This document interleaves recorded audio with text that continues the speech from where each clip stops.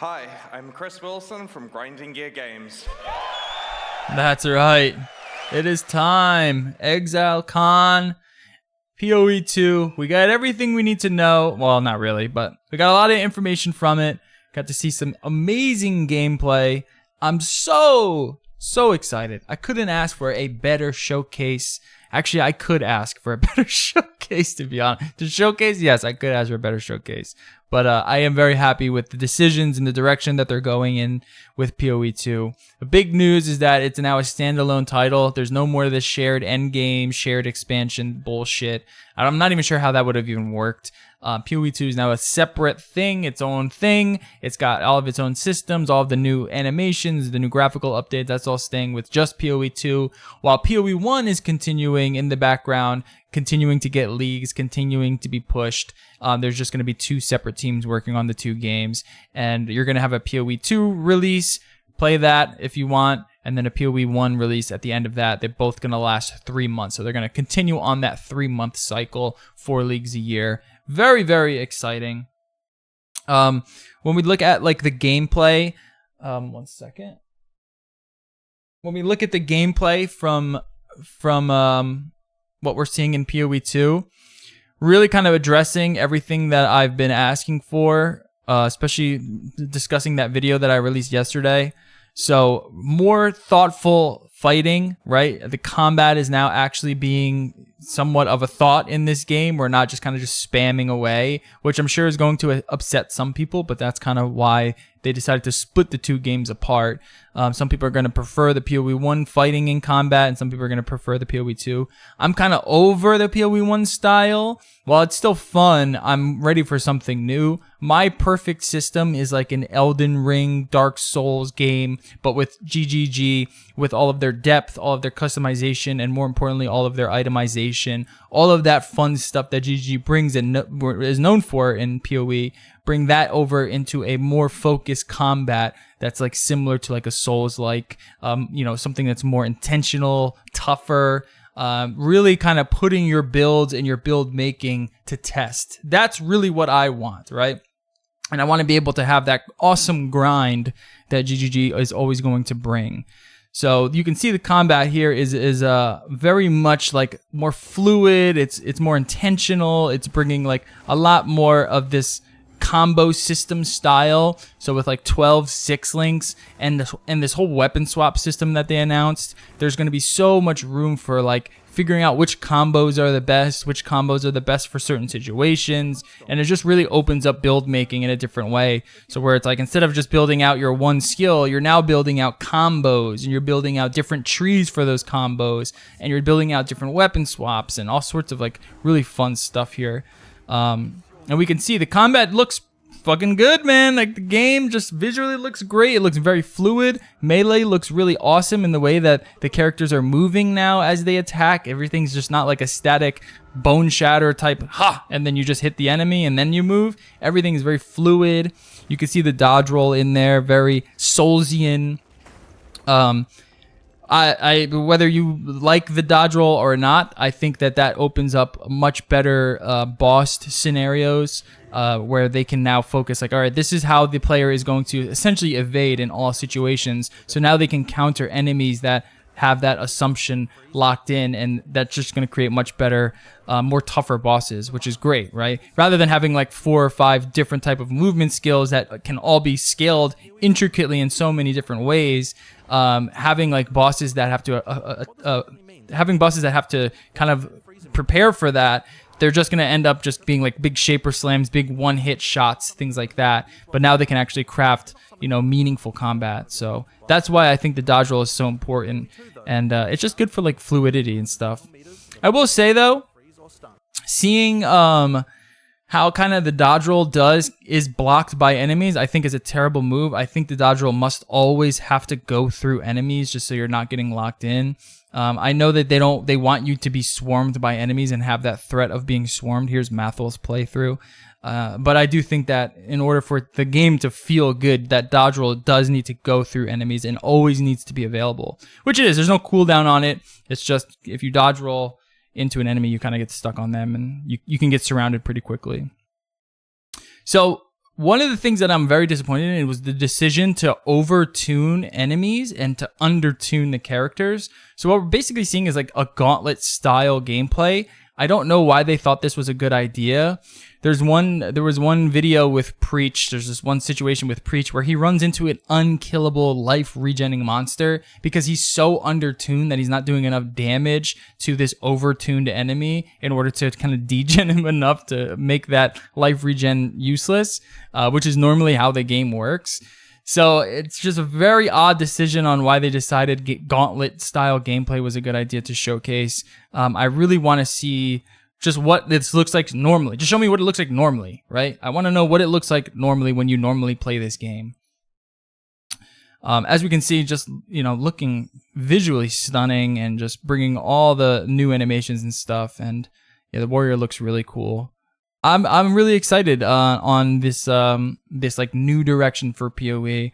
I'm really excited about this whole like resetting of POE as well, and just kind of getting that hard reset and then building it out from there. Just because POE 1 has gotten a bit old hat, if you will, right? The tornado shot blasting screens gameplay. Yeah, it's fun for a little while. It's fun for a couple days, but that's why most people don't play after like a week. Once they get their Mage Blood in day 3, you've just figured it out completely. And now PoE 2 enables us completely reset it. No one knows anything. Everything is so different. Everything is now more meaningful, and I couldn't ask for more than that. The biggest disappointment easily for me is the release date. Is likely to be, when is the beta? Well, we're in our last year of development, but we're still finishing acts, adding skills, and balancing everything. The closed beta is going to start on June 7th, 2024. And then the crowd went silent. Yeah, June 7th, 2024, closed beta. So a year from now is the closed beta. That is extremely disappointing. Why they had ExileCon this year and not next year is beyond me. I'm not sure. Again, these decisions that whoever is like this marketer or PR person, they're just making terrible decision after terrible decision. Should have had it next year. The fact that we have to wait an entire year just for closed beta, that's very disappointing. And especially looking at just how far the game is. Now, I don't want them to rush it at all, right? And obviously, I'd rather them, if it's not ready, it's not ready. But hyping the game up now just doesn't really make much sense, and especially considering, I guess they wanted to capitalize on the D4 nonsense.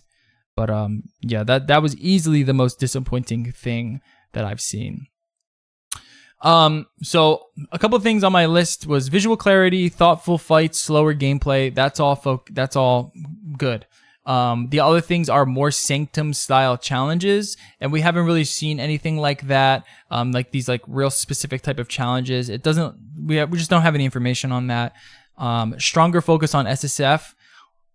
This is where things get interesting. So focus on drops was my number 2. That's like one of the most important things. Focus on like item drops. Like we just don't care about what happens when an item drops on the ground other than like a T0 unique.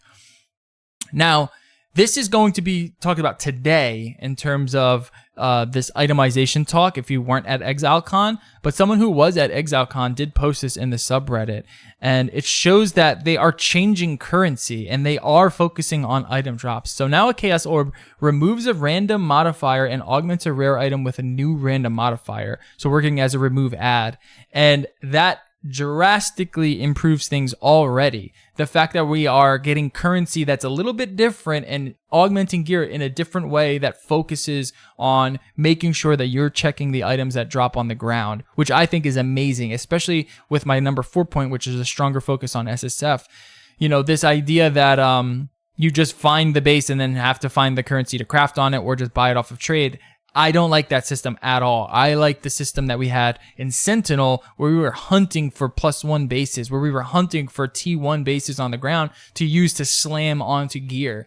Now, if you find that, you find a +1 base on the ground. Now you find something like, you know, a Merciless or a Dictator's thing on the ground. There's actual ways to augment it and utilize that gear. And it becomes exciting again to now have drops, like really cool high roll drops that you can augment without completely clearing the item, which is what the Chaos used to do. just having this remove ad is a huge step forward. Also, I believe that they are removing, from what this person says, they're removing alterations and scours, and that we're really going to have to augment what the mods on the item are already, rather than kind of start it clean and then build it from there. So that's definitely going to be interesting, and how that system kind of works its way into like end game and crafting and stuff like that, and how much overall power that's going to add. But I am very, very happy with that change. It's probably the best change that I've seen so far with PoE 2 is this refocusing on item drops. I think it's more fun when you have to find things off the ground. I know people rather kind of just trade for things, but personally for me, I like the idea of hunting for things. And then early skill balancing and better content creation tools, we don't really have much in the way of that. It looks like from what they're showing us in the ExileCon footage, it looks like early skill balancing is not good. It looks like everything is way undertuned, but that could just be because they're just all using one links on characters that aren't optimized on enemies that they overtuned. Again, which is a decision that I think was just so absolutely foolish. That person should be fired. They should absolutely be fired. There was gold that they showed, which is just seems to be like a noob system where it's just like you can kind of use gold when you're going through the campaign. I'm not sure how much of a focus there is going to be on gold. I think it's kind of a nothing burger that people are talking about. And that's pretty much it in terms of what we've seen so far, and how that big split is going to work. I think if you are someone that really likes that like blasting, clearing screen gameplay, mindless kind of farming gameplay of PoE 1, I think you are going to be a bit disappointed in what you're seeing from PoE 2. It's just a completely different title, but you should be happy that they have split the games now and that you can continue to enjoy that gameplay experience. I'm sure they're just going to do wacky shit in PoE 1, and they're just going to constantly keep adding more and more power creep because that's the only thing left to do in PoE 1. They can't start reverting things in there like they have been trying to. They now have PoE 2 where they've reset everything, and they can just focus all of that in there and crafting a much more intentional gameplay loop, as opposed to PoE 1 can now just be like a bunch of crazy shit going on, which is what a lot of the PoE 1 players that are disappointed kind of want. So I can understand why someone would be disappointed in what they're seeing, but personally for me, as someone that thinks the perfect game is an Elden Ring made by GGG, I couldn't be happier.